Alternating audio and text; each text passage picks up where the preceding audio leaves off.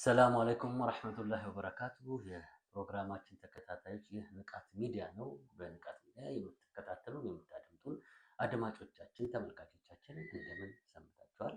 እንደምን አድራችሁ ውላችኋል?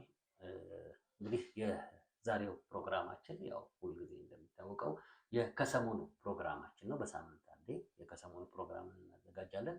የከሰሞኑ ፕሮግራም ባልደረባዬ ከሊል ብርሃን አብረን ያለው። ሰላም አለይኩም ወራህመቱላሂ ወበረካቱሁ። ወአለይኩም ሰላም ወራህመቱላሂ ወበረካቱ። እንግዲህ በከሰሞኑ ፕሮግራማችን ሰሞኑን የተካሄዱ አንኳር ጉዳዮችን ወደ እናንተው በውይይት መልክ የምናቀርብበት ክፍለ ጊዜያችን ነው። እንግዲህ የዛሬው የከሰሞኑ ርዕሳችን ከሰዎች ምን ይላሉ የቀጠለ ነው። ሰዎች ምን ይላሉ ላይ የኡስታዝ ብለን በጣም አክብረን ጠራው ሀሰን ታጁን ያለበትን ደረጃና ያለበትን አቋል በኢትዮጵያ ሙስሊሞች ላይ እየፈጠረ ያለውን ችግር ፊርቃ ወይም ደግሞ አደገኛ መሰሪነት ለማሳየት በመሞከር ሰዎች ሀሳባቸውን እንዲሰነዝሩ ጠይቀን ነበር። በሰዎች ምን ይላሉ ፕሮግራማችን ዛሬም ከሰሞኑ ፕሮግራማችን ይህንኑ የዳሰሰ ነው። ይህንን በትኩረት በተከታታይ የምናደርግበት ምክንያት የኢትዮጵያ ሙስሊሞች ለመጀመሪያ ጊዜ መጅሊስ የምርጫ አካሄድ ፈጥሯል። በዚህ የምርጫ አካሄድ ላይ አስመራጭ ኮሚቴዎች እየተመረጡ ነው። እሱንም በሰዓት ካለን እንደው በወፍ በረር ለማየት እንሞክራለን። ነገር ግን በዚህ የምርጫ ሂደት ላይ ሳንካ ለመፍጠር ወይም ደግሞ ተበዳይ ሆኖ ለመቅረብ ከሱፍያ ወይም ብራች ነገር ፈጥሮ እኛ እየተበደልን የሚሉ ሰዎችን ለማነሳሳት ባለው አቅም እየታተረ ስለሆነ ይህንን መቅጨት ለኢትዮጵያ ሙስሊሞችም ለሀገራችንም መልካምና ወሳኝ ጉዳይ ስለሆነ በዚህ ላይ ትኩረት ሰጥተን ሰሞኑን ለመወያየት እቅድ ይዘናል ማለት ነው። በቀጣይም እንቀጥላለን ከሌሎች ጉዳዮች ጋር እያያያዘን። እንግዲህ ሀሰን ታጁ ባለፈው ፕሮግራማችን ላይ ገልጸነዋል። የእግሩ ስር አስቀምጦ ያስቀራው ወይም እሱ የሚያስቀራው ተማሪ የለውም። ኡስታዝ ብለን ደረጃ የሰጠንበትን ምክንያት ስናየው ለኡስታዝነት የበቃ ወይም ደግሞ ኡስታዝ ነው የምንለው ሰው አይደለም። ምክንያቱም የኢትዮጵያ ሙስሊሞች ክብር ስንሰጥ ገደብ የለሽ ክብር ነው የምንሰጠው፣ ወይም ደግሞ ሰውየው የማይመጥነው ወይም ከሰውየው ጋር ያለው መምህር ማለት ነው። ኡስታዝ ማለት መምህር ማለት ነው። መምህር ደግሞ ተማሪዎችን ቁጭ አድርጎ የሚያስተምር፣ አሊም ደግሞ የምንለው ፈትዋ የሚሰጥ ደግሞ በትክክል ለኢትዮጵያ ሙስሊሞች ችግር ማለት ነው ከዲን ጋር የተወዛገበ ነገር መጣባቸው በዛ ላይ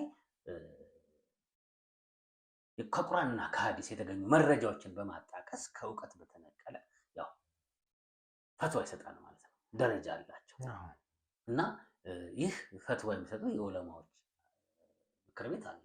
ነገር ግን ሀሰን ታጁ እንደዚሁ አንዳንድ ጊዜ ፈዘክሪነ ማንተ ሙዘክር ነው የተባለው አስታውስ ነው ለማስታወስ ሙስሊሞችን ማስታወስ ስለሚጠቅም አንዳንድ ጊዜ ያያትን ልክ እኔ እናንተም ልናወራ እንደምንችለው መድረክ ላይ ወጥቶ ሐዲሶችን ሊያወራ ይችላል። ይህ ኡስታዝ መሆን አይደለም፣ ለሌሎቹም መንገድ የምንፈልገው ቁጭ አድርጎ ቁርአን ማስቀራት፣ ሰዎችን ማፍራት ማውጣት ያስፈልጋል ብዬ አምናለሁ። እና መጽሐፍ ይተረጉማል። መጽሐፍ ተርጉሞ እንደነገርኩ ይሸጣል፣ ቤተሰቡን ይመግባል፣ ራሱን ይመግባል። የኢትዮጵያ ሙስሊሞች ደግሞ የትርጉም መጽሐፍ በቀላሉ እንዲያገኙ አድርጓል። በዚህም ተመስግኗል። ምክንያቱም አንድ ነጋዴ የንግድ በረካ አለው፣ ነጋዴ ማጅር አለው የተባለው የሩቅን ነገር ወደ አንተ አቅርቦ በቀላሉ እንድታገኝ በማድረጉ ነው። ሀሰን ታጁም የዚህ አጅር ሊኖረው ይችላል፣ ንያውን ካስተካከለ። እኛ የምናውቀው በዚህ ነው።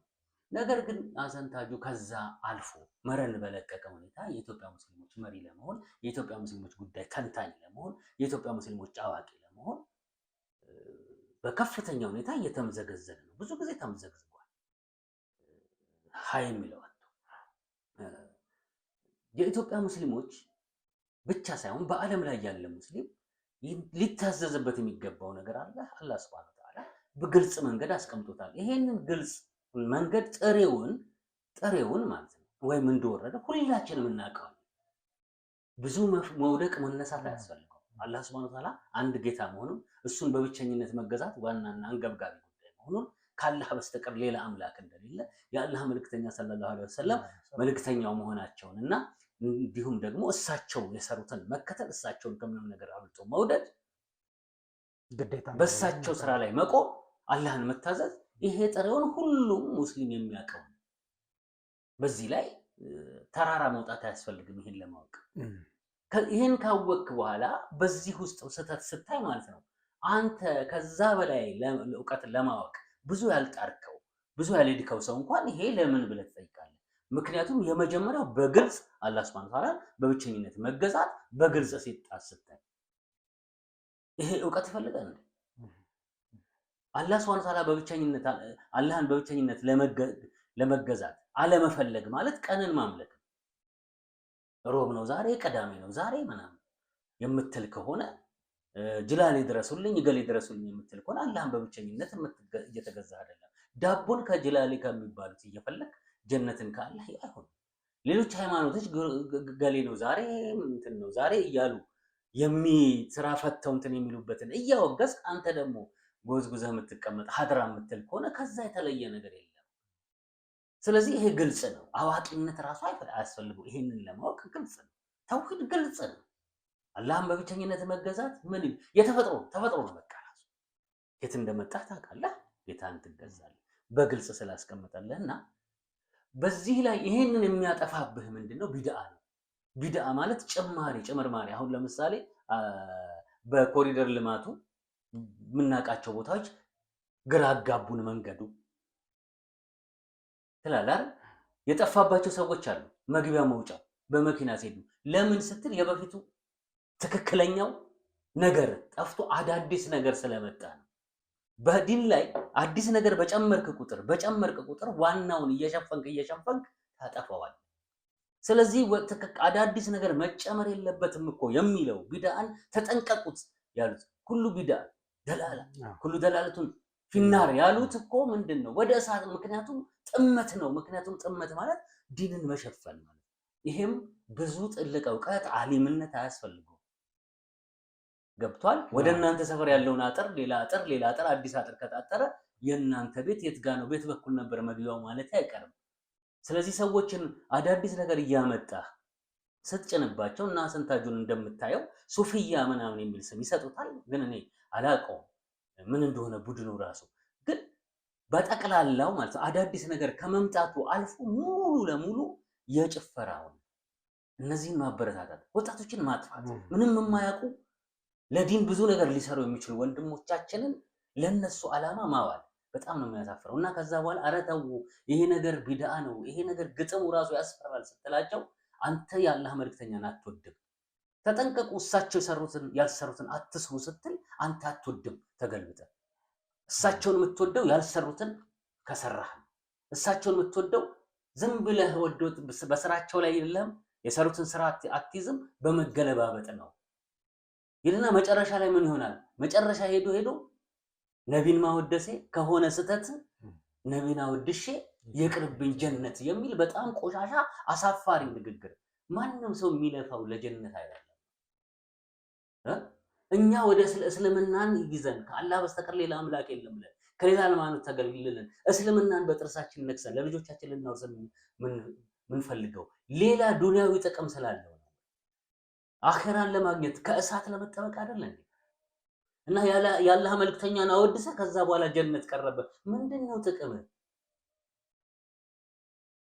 ስለዚህ ስህተቱ ማለት ነው ካለ ዕውቀት የሚካሄድበት ነገር ስህተቱ ማለት ነው። እንደነዚህ አይነት አዋቂ ነን የሚሉ ሰዎች ይህንን ነገር ሲያበረታቱ እስልምና ላይ አዳዲስ ነገር እየተጨመረ ጭራሽ ማጠብቃቸው ገና ያልጠነከሩ ያልበሰሉ ወጣቶች ለዲን ብዙ ነገር አስተምረ ኮትኩተ ብዙ ነገር ሊሰሩ የሚችሉ ሰዎች ወጣቱ ትውልድን እያጠፋ ተበዳይ እያደረግ በየመስጊዱ ድብድብ እንዲፈጸም በማድረግ እንደ ሐሰን ታጁ ያሉ ሰዎች እዚህ ላይ ተሳትፎ ማየት በጣም የሚያሳፍር ነው እና ኃይል ሊባል ይገባል። የሐሰን ታጁን አካሄድ እኮ ከዚህ በፊት በተደጋጋሚ ተናግረን ነበር። ትዝ ይልህ ከሆነ መች ነው ልዩነት መፍጠር የጀመረው የሚለውንም እኮ ለብዙ ጊዜ እኮ ዳሰናል። ገብቷል? አመጣጥ አንዳንዴ ጥቅምን ፈልገህ የምትመጣ ከሆነ ያንን ጥቅም ነው እንጂ የምታየው አሁን የጠቃቀስካቸው ተውሂድ ምናምን የሚባለው ነገር ላይ አይደለም። አሁን ትልቁ ጥረት ሐሰን ታጁ ለምን ተሸነፍኩ ለምን ተነካሁ ነው። ለምን አልተደመጥኩም? ለምን ትናንት የነበርኩበት ቦታ ላይ አታስቀምጡኝም ነው አሁን የእሱ አካሄድ። ይሄ ደግሞ የማይሆን ነው። እንዴት ታደርጋለህ? አሁን እኮ ህዝብን የምታታልልበት ጊዜ አይደለም። መረጃ እጅህ ላይ ያለበት ሰዓት ነው። በአሁኑ ሰዓት እያንዳንዷን ክፉና መጥፎና ጥሩን የምትለይበት ጊዜ ላይ ነው ያለነው። ስለዚህ የሐሰን ታጁ አካሄድ አላዋጣውም። አሁን መጽሐፍን ቢጽፍና ቢያቀርብ አንባቢም ላያገኝ ይችላል። አንባቢ የማያገኘው ምንድን ነው? መረጃዎች በተለያዩ አጋጣሚዎች ሰው እጅ ስለሚገባ በተለያየ መንገድ ተተርጉሞም ስለምታገኝ መጽሐፍትን ምናምን ይሄንን አታገኝም። አሁን የገቢ ምንጩን በምን ያዳብር? ልዩነት የግድ መፍጠር መቻል አለበት። አሁን እሱ የተነሳበት ትልቁ እንትኑ ልዩነት ለመፍጠር ነው የተነሳው። ያን ልዩነት ደግሞ መፍጠር ምንድን ነው? ቡድን መያዝ፣ የተወሰኑ ቡድኖችን መያዝ፣ እነሱን ማነሳሳት። ይሄ ደግሞ መጥፎ አካሄድ ነው። አሁን ሐሰን ታጁ ባህልን የሃይማኖቱ አንድ አካል አድርገን ይዘን እንሂድ ነው የሚለው። በተደጋጋሚ የሚናገረው ይሄን ነገር ነው። እንዴት ነው ባህልና ሃይማኖት ተጣጥሞ አንድ ሆኖ የሚሄደው? ብዙ ልዩነት የሚፈጥሩ ነገሮች እኮ በውስጡ አሉበት። እስልምናን ስንቀበል በኢትዮጵያዊ ባህልም ቢሆን ኢትዮጵያዊ ባህል ደግሞ ከእስልምና ሊያስወጣን የሚችል አካሄድ ካለው ያንን ተረድተን የምንመለስ ከሆነ እኛ በሐሰን ታጁ አካሄድ አንተ ኢስላም አይደለህም ማለት ነው። ባህልን የግድ መያዝ አለብህ ነው አካሄዳቸው። እስልምና ደግሞ ጥርት ያለና ጥርት ነው። ወለም ዘለም የምትልበት ነገር የለም። አቅላለም ብለናል የምናገናዝብበት። ስለዚህ የሐሰን ታጁን አካሄድ አልተመቸንም ብለህ ስትወጣ የኔ አካሄድ እንዲህ ነው ብለህ ስትል ማስረጃውን አቅርብ ስትለው የማይታይ ከዚህ በፊት ተጠቃቅሶ የማያውቅ ከየት እንደሚያወጣው ማይታወቁ ነገሮችን አውጥቶ ሊያመጡት አይችሉም እኮ ነው። ገባ? ከየትም ፈልፍሎ አያመጣውም። በቃ ስለዚህ ይህ ማስረጃ አለኝ ብሎ ይቀርብልሃል። ማደናገሪያ ሀሳብ ቀርቦ በግልጽ ተወያይቶ ማሳመን የሚችልበት አንደበት በአሁኑ ሰዓት የለው። ስለዚህ ምንድን ነው ማድረግ ያለብን? እኛ ትውልዱን ወደ ማንቃት ደረጃ ነው መሄድ ያለብን። ትውልዱ ደግሞ በዚህ ነገር መደናገር የለበትም።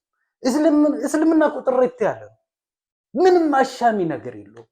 ስለዚህ ይሄንን አውቀን መመለስ መቻል አለብን እንጂ ቡድን አይጠቅምም።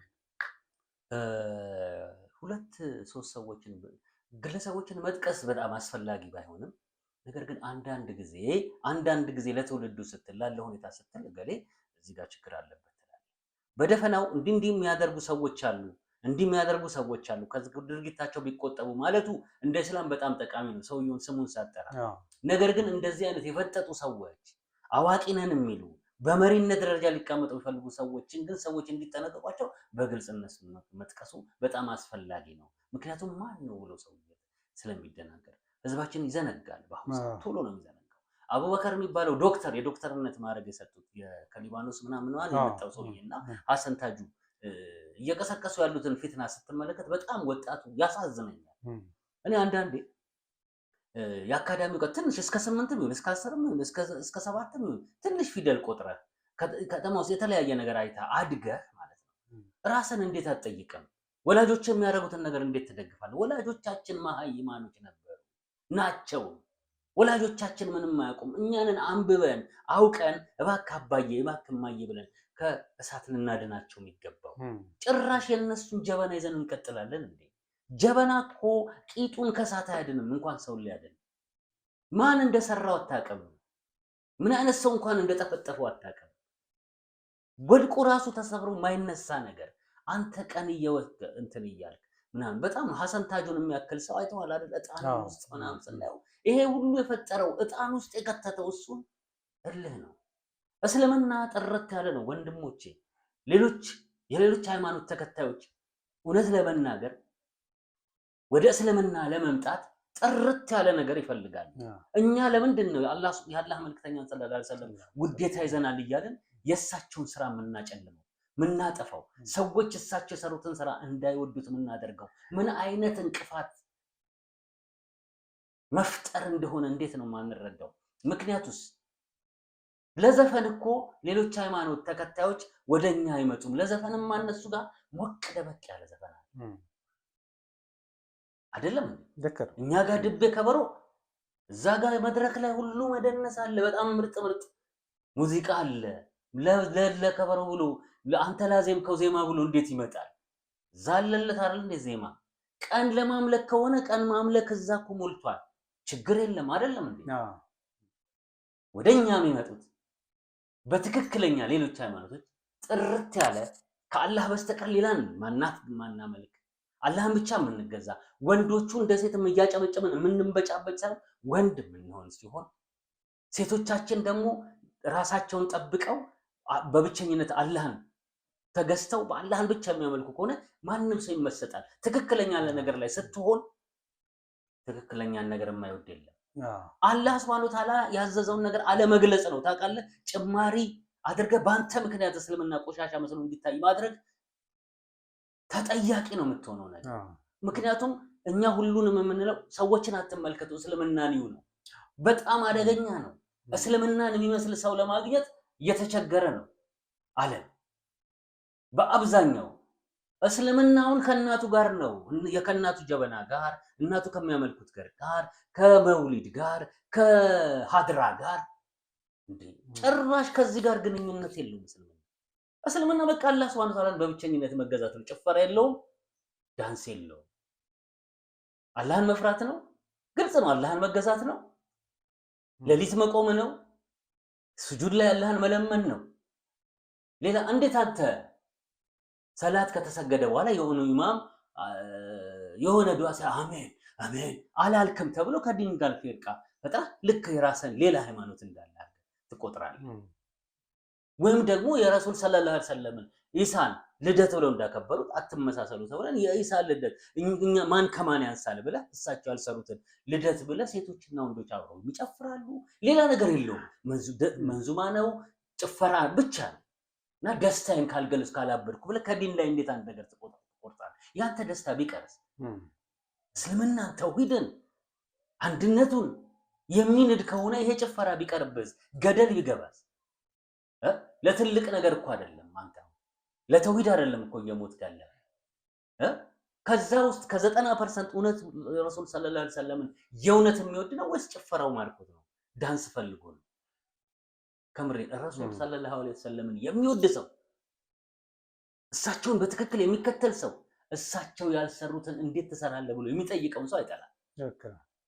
ስለዚህ ጥላቻውን ስታስበው እና ሐሰን ታጁና እነዚህ ዶክተር የሚባለው ዶክተር አቡበከር ነው የሚባለው ጫት ያነቃቃል ብለው ወጣቶች የሚጠሩት ሱፍያው ኢማሙ ተገፋ ተራዊ ላይ 20 የሚያሰግደው ይባረርና 8 የሚያሰግድ ዱዓ የሚያደርገው ይባረርና ዱዓ የማያደርግ መውሊድ የሚያወጣው ይባረርና መውሊድ የማያወጣ ኢማም ነው የሚተካው። እና ይሄ ማለት በአንድ ሃይማኖት ላይ ሌላ ሃይማኖት እንደመጫን እነዚህን እንደመስፈርት ስታመጣቸው ከሙስሊሙ ጋር ለመለያየት ለተበዳይነት አሁን አንተ ለአቅልም የሚበቃ እኮ አይደለም። መስጂድ ላይ የሚደረገው ዱዓ አሳስቦ ነው አስጨንቆ ነው እውነት ካለዛስ ደግሞ የተራዊ 20 እና 8 መሰገድ እንቅልፍ ነስቶ ነው ላይ በጣም እኮ ነው የሚያሳፍረው። በዚህ ምክንያት በሙስሊሞች መካከል ችግር ፈጥሮ ከአፄ ዮሐንስ የማይተናነስ በደል የተበደልነው ያሉት ይሄ ነው። የአላህ Subhanahu Wa Ta'ala መልእክት ከመጋረድ የረሱል ሰለላሁ ዐለይሂ ወሰለም ፍቅር ሰዎች እንዳይኖራቸው ጭፈራ ማስመሰልና እሳቸውን ወድጄ ጀነት ይቅርብኝ የሚል ግጥሙ ያልተጣራ ማንም እየመጣ የሚደንስበት ዲን ከማድረግ በላይ በእስልምና ላይ በደል መፈጸም ወጣቶችን ከማበላሸት በላይ ትውልዱን ከመቅጨት በላይ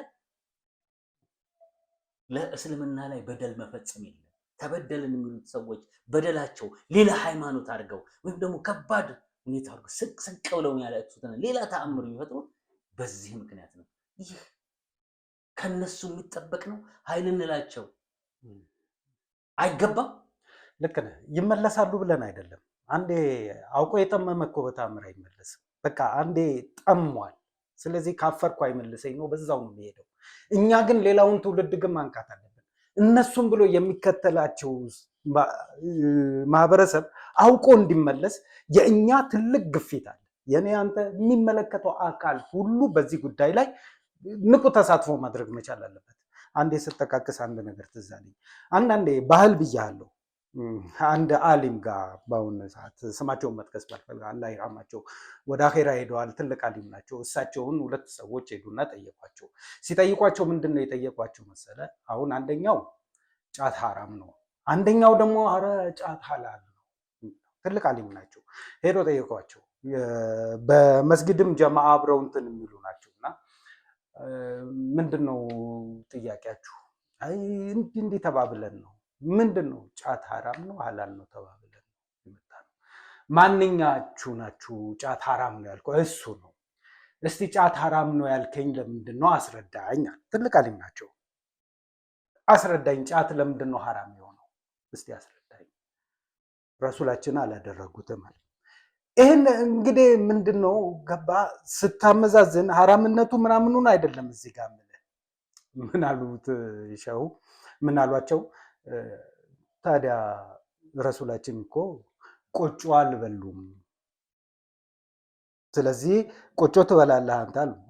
አዎ እበላለሁ፣ እሳቸው አልበሉም፣ ስለዚህ ቆጮ ሐራም ነው ማለት ነው። ይሄ ለጥያቄ መግበቅ አይደለም። ጫት ጎጂ ነው አይደለም የሚለውን ነበር መጀመሪያ ተወያይታችሁ መምጣት የነበረባችሁ።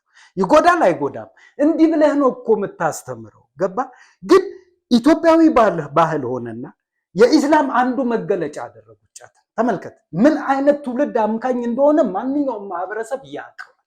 በዚህ ጉዳይ ላይ እንዴት ነው አንተ ቅስቀሳ የምታደርገው?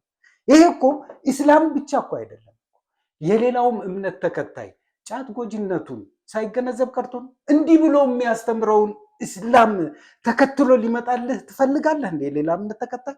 ስለዚህ ከዚህ ነገር ውስጥ እንዲነቃና እንዲወጣ ማድረግ የምንችለው እኛ ነን። እና ስንታጁ የጀመሩት ቡድንተኝነት የትም አያደርሳቸው። የእኛ ደግሞ ማንቀላፋትና መንዘንጋት ምናልባት ለእነሱ ጥርጊያ መንገድ ሊከፍትላቸው ይችላል ብዬ አስባለሁ። ስለዚህ እኛንን ማንቃት ትውልዱን መቻል ያለብን። የሚመለከተው አካል በዚህ ጉዳይ ላይ ርብርብ ማድረግ አለበት የሚል እምነት አለኝ። ጫቱን ጉዳይ ባነሳው የአላህ መልክተኛ ሰለላሁ ዐለይሂ ወሰለም ቆጮ አልበሉም እና ቆጮ ሐራም ነው የሚለው ነገር ለመምጣት አሊሙ ራሳቸው ማለት ነው ያመጡት እንትን ትክክል አይደለም። ያን እኮ አይደለም ለነገር ነው እንደዚህ የሚሉ ሰዎች ስላሉ ገብቷል። አሁን ይሄ ቢድዓ የሚለውን ነገር ስታነሳባቸው ገባ ሰሃቦችና የአላህ መልክተኛ ቴሌቪዥን አላየም ይላል። ገብቷል። እኛ ቴሌቪዥንን ከእስልምና ጋር አላየንም። ቴሌቪዥን የእስልምና አንድ አካል ነው አላለም። ቆጮ የእስልምና አንድ አካል ነው አላለም። ጫት ሐራም የሆነበት ጉዳይ ጫትን የእስልምና አንድ አካል አድርጋችሁ ስለመጣ እኮ ይሄን ነው እኮ የምልህ። ጫት እኮ ሰዎች አሊሞችም ሁሉም ጫትን ሐራም ያደረጉበት ምክንያት አንተ ጉንጭህ እስከሚያብጥ አይንህ እስከሚያብጥ ድረስ መፈሽፈሽ ትችላለህ በድድ እስክትሄድ። ነገር ግን እሱ የእስልምና አካል አይደለም። አንተ ጥርስን ለማውለቅ እየቃምከው ነው። አንተ ራስን ለመጉዳት እንትን እያልከው ነው። ስለዚህ የሚታይ ነገር ሳይሆን ብዙ የማይታይ ነገር ራስን የምትጎዳበት ልትሰራ ትችላለህ። ነገር ግን መጠጣት ጠጣ፣ የተለያዩ ነገሮች ልትታዘዝ ትችላለህ ለሰውነት የሚጎዳህን ነገር። ጫት ግን የዱዓ መሳሪያ ነው እያልክ ይህንን ቆሻሻ ኮተት ከእስልምና ጋር አታያይዝ። የሙስሊሞች አይደለም።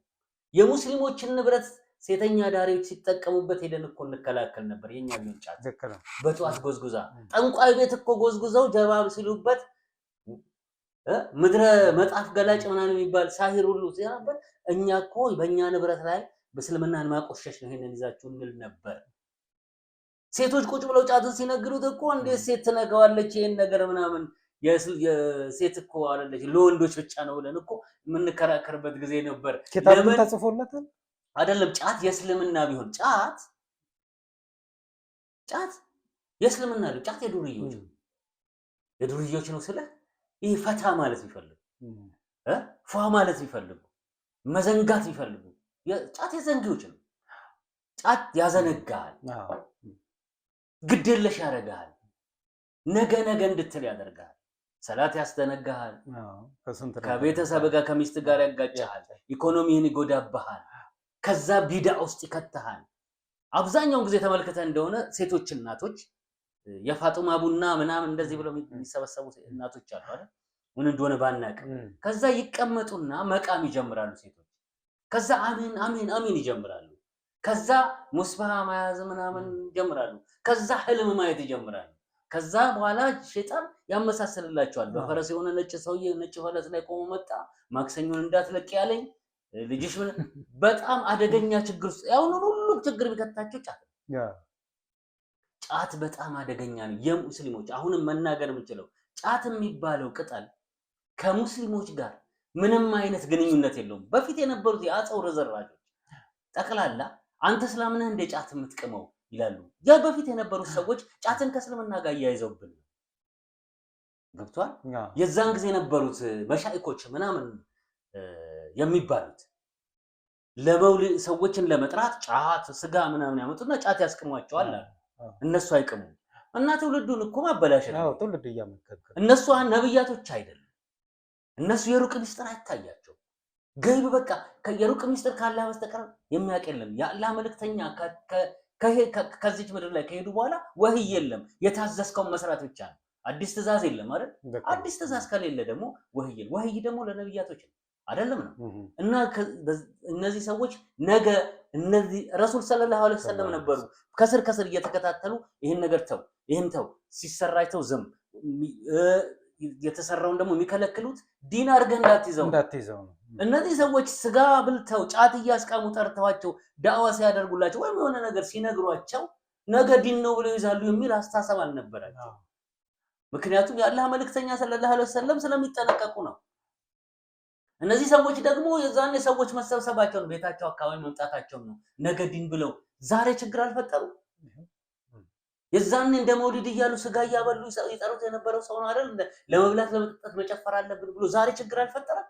ለዛሬ ችግር የትላንትናው ነው። ትላንትና ያንን አይተው ነው የአጼው ረዘራጆች ምናምን ጫት እስላም ነው ልጃቸው እንኳን ጫት ሲቅም እንደ እስላም ጫት እያመነጀገ ብለው ጫትን የሙስሊም እያደረገ ይሄ በጣም ጫት የራስህም ልጅ ማንም የሚቃመው ወንድሜ ጫት ከሙስሊሞች ጋር ግንኙነት የለውም። ጫት የሙስሊሞች ጠላት ነው። ከማንም በላይ እንደውም ጫትን ሙስሊሞች ነው የሚያወግዙት። ጫትና ሙስሊሞች ግንኙነት የላቸውም። ስለዚህ ሀሰን ታጁና ዶክተር አቡበከር ምናምን የሚባለው ሰው ጫትን የሚያበረታቱት ትውልዱን ለማምከን ነው። ሀድራ የሚባለው ፍራሽ እንዳይተውባቸው ነው። ጫቱ ከሌለ መንዙማው ይቆራል። መንዙማው ከሌለ ቢድዓው ይቆማል፣ ጭፈራው ይቆማል። ቀጥታ ወደ አንድ ልንመጣ ነው። ይሄን ደግሞ ማጣት እነሱን ክብር ማጣት ነው። የነሱ እጅ መሳም ሊቆም ነው። የነሱ ጥቅም ሊቆም ነው። ስለዚህ በየትኛውም መስፈርት ይሄ አሁን ለሚሉት ነገር ወላሂ ምንም አይነት አዋቂ ኪታብ የሚያገላብጥ ጋለ አሊም ገኔንተና እንዲህ ብለው የሚያሰኝ ነገር የለውም። ብዙ ዕውቀት አያስፈልግም። በኔና ባንተ አቅም እንኳን ይሄ ቡድን ክሽፍ ነው። ለድርድር የምታቀርበው አይደለም። ምክንያቱም በቀጥታ ቡዳ ሆኖ ነው የመጣው። ይሄ ከሊባኖስ የመጣው አካል ለእስልምና ቡዳ ሆኖ ነው የመጣው። ስለዚህ በአጠቃላይ ማለት ነው በሌሎች ዘንድ እንድትጠላ ያደርግሃል። በሌሎች ሃይማኖቶች ለምን ዋህብያ የሚሉት አካል እነሱ ራሳቸው ሙስሊሙ እኮ ነው። ዋህብያ ብሎ የቀረጠው አካል በሌሎች ዘንድ ጥላቻ እንዲፈጠር ያደርግ። ዋህብያ ሴት አይጨብጥም፣ አይነካካም። ዋህብያ አልሐምዱሊላህ ታቦታችን ገባ አይልም፣ አይመሳሰልም። ዋህብያ የሆነ የሌላ ሃይማኖት እምነት ተከታይ እንኳን አደረሰ እንኳን አይባባልም። ምክንያቱም ትክክል ዋህብያ እና ሀሰን ታጁ ያለውን የጋራ መዝሙር ሊኖረን ይገባል ከመንዙማና ከነሱ ጋር እኮ ነው ያለው። የጋራ ሃይማኖት የጋራ መንዙማ ሊኖረን አይገባም፣ አይችልም። የጋራ ሀገር ብቻ ነው የሚኖረን። ከማንም ጋር የጋራ ሃይማኖት የጋራ መዝሙር ሃይማኖትን በሚመለከት ሊኖረን አይገባም። እነሱ ለአጼዎቹ የቀረቡ ናቸው። እኔ ሁላችሁም ሙስሊም ወንድሞች እህቶች ይቅርታ እንድታደርጉልኝ የምፈልገው ከሰሜኑ አካባቢ እንደ አይናችን ብለን ምንሳሳላቸው ዑለሞች የወጡት ከሰሜኑ አካባቢ ሰሜኑ ክፍል ምርጥ ዑለማዎችን የሰጠን አይናችን የገለጡልን ዑለማዎች የሰጠን ሰሜኑ ክፍል ነው። ሰሜኑ ክፍል ደግሞ ለነዚህ ምርጥ ዑለማዎቻችን ደግሞ ቡዳ የሆኑ ሰዎችንም የፈጠረብን ሰሜኑ ክፍል ሌላ አይደለም። እነዚህ ሁሉ ምርጥ ዑለሞቻችንን ዋህብያ ነው። ምርጥ ዳዮቹን ዋህብያ እያሉ ስም የሚሰጡ ሰዎችም አብዛኛው የሚወጡት ከዛው አካባቢ ነው። ምን እንደሆነ አላውቅም፣ ለምን እንደሆነ አላውቅም። እዛ አካባቢ ላይ ለምን ካልከኝ ደግሞ እኔ የምጠረጥረው ቦታው በአጼዎቹ የተጨቆነ የተረገጠ ስለሆነ አስመሳይ እንዲበዛበት ተጽዕኖ ከመጥፎ ነው። አይለቅህም፣ ከደምህ አይወጣም። መመሳሰል ለምደ አያት ሲመሳሰል አባት ሲመሳሰል አንተ ስትመሳሰል አንተ ለመመሳሰል ትሞክራለህ። ስለዚህ በዚህ አጋጣሚ ሐሰን ታጁን ምንድን ያለው ዑመር ኢብኑል ኸጣብን አልይ ምንድን ያለ አንተ እኮ ስካለፍ ዑመር ካንተ በኋላ ለሚመጣው አሚር ችግር እየሆንክ ነው አላቸው። ምክንያቱም ዑመር በጣም ጥንቁቅ ጎበዝ ኃላፊነታቸውን ሊወጡ የሚሮጡ ስለነበሩ ያንን ገልብጦ አምጥቶ የጻፈውን ሐሰን ታጁ አላየህም እንዴ? ምኒልክ ከሱ በኋላ ለመጡት ንጉሶች ችግር ነው የሆነው። ጎበዝ ታታሪ ስለነበር መልካም ያዶ አደል ብሎ አይደል የጻፈው። ምኒልክ ከሱ በኋላ ለመጡ ንጉሶች በጣም አደገኛ መርዝ እንዲሆኑ ያደረጋቸው ምኒልክ ነው። በሙስሊሞች ላይ በተለይ ምኒልክን እንኳን ልትወድ ሰው ቀርቶ ምኒልክን የሚያክል ሙስሊሞችን የበደለ ሙስሊሞችን የረገጠ ከአፄ ዮሐንስ ቀጥሎ ምኒልክን የሚያክል ለሙስሊሞች ጠላት የለም። ይሄን ያክል ናቸው፣ ይቀርባሉ። ገብቷል? አንተን ምን እንደሚያደርጉት አቃል ከአንተ ይልቅ ወደ ለሌሎች ሃይማኖቶች ይቀርባሉ እነዚህ ሰዎች። ስለዚህ ጥንቃቄ ልናደርግና ልናያቸው ልንቀጨው ይገባል ሀሳባቸውን በየጊዜው የሚል እንትና ላይ ማጠቃለያ ካለ ልክ ነው። ይህን ማድረግ የምንችለው እኛ ከተመካከርን ነው። አሁን በአሁን ሰዓት ትውልድን አታታልለው። ያቃል ስልህ ጎጂ ጠቃሚ የሆነውን ነገር ለይቶ ያውቃል። ተጽዕኖ ስላደረበት ብቻ በቤተሰቡም ይሁን ወይም በሌላ አካል ተጽዕኖ ተመርቶ አሁንም ትናንት ወደ ነበረበት የቆሸሸ ማንነቱ ይመለሳል ብዬ አለ። ብዙ መስዋዕትነት ተከፍሎበት የመጣ መጅሊስ ነው። ይህ መጅሊስ ማንም የሚዘነጋው አይደለም። ይህ መስዋዕትነት ደግሞ የተከፈለው ለዚህ ለባህል እምነት ብለን አይደለም። ኢስላም በትክክለኛ መንገድ ለህብረተሰቡ ይዳረስ ብለን ትክክለኛ የሆነ እስልምና ይተግበር ኢትዮጵያ ውስጥ በሚል እንጂ ይህን ባህል አብረን ጨፍልቀን ይዘን እንሄዳለን ብለን አይደለም። ስለዚህ ሁላችንም መንቃት መቻል አለብን። ግለሰቦች ተጽዕኖ ሊያሳድሩብን ይችላሉ። ከዛ ተጽዕኖ ወጥተን ግን ኢስላም ምንድን ነው የሚያዘን፣ ኢስላም ምንድን ነው ወደሚል አስተሳሰብ መምጣት መቻል አለብን። የመጨረሻ ነው። አዎ አድማጮቻችን፣ ተመልካቾቻችን እንግዲህ ያው ወደፊት እንቀጥልበታለን። የኢትዮጵያ ሙስሊሞች አቋም ሊሆን የሚገባው ከአላህ በስተቀር ሌላ አምላክ የለም፣ እስልምና አንድ አምላክ የሚመለክበት ነው፣ ወደም ዘለም የለም። ከዛ በኋላ ደግሞ የታዘዝነው ነገር አለ፣ ጭማሪ ነገሮችን የምንጨማምርበት ምክንያት የለም። ሱፍያ ገለብያ ምናምን የሚባለው ማሊያ በጠቅላላ ማንንም የሚወክል አይደለም። ራሴ ሱፍያ ነኝ ራሴ እንትን ነኝ እያለ የሚወጣ ካለ ይውጣ። ነገር ግን በእኛ ዘንድ ተቀባይነት የለውም። ማሊያ ሙስሊሞችን ነው የምንቀበለው። ሙስሊሞች የሚባሉት ደግሞ አንድ አይነት አካሄድ ያላቸው ናቸው። ስሜትህን፣ ፍላጎትህን፣ አመለካከትን እቤት አድርገው የተጻፈ ነገር አለ። የአላህ መልእክተኛ የሰሩት ጉዳይ ነገር አለ።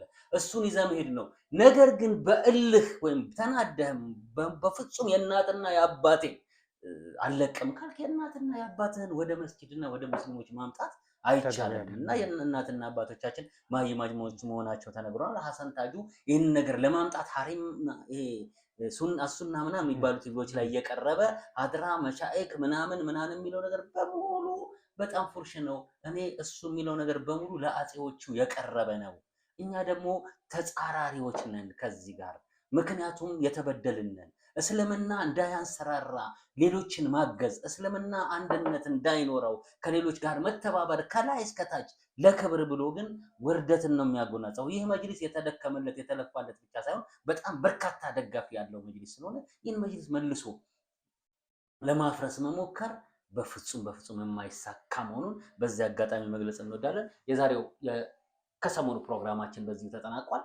ሳምንት በሌላ የከሰሞኑ ፕሮግራም እስከምንገናኝ ድረስ ወሰላሙ አለይኩም ወራህመቱላሂ ወበረካቱ።